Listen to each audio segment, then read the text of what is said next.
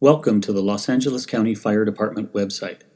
Here we will walk you through the process of completing and submitting an interest card. This is one of 3 very important steps that help to keep you up to date with information about job postings, future department preparation events, practice testing, training, and many other special events. If you are not already on our website, go now to www.fire.lacounty.gov.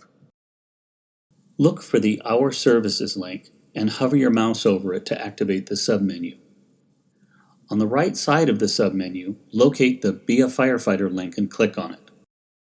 On the right side of this page, under Contact the Recruitment Unit, you will find the highlighted link Interest Card. Click on that link. Fill out the requested information on the web form, and don't forget to check off all of the career information that interests you.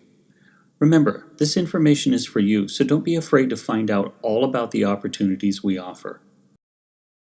Once you've completed the form, click on the Submit button on the bottom. That's it. That's all it took to keep you up to date on all of the upcoming Los Angeles County Fire Department recruitment programs and events. All of this information is there to help you prepare for this exciting journey and a career in the fire service. You've done great. Now, keep going.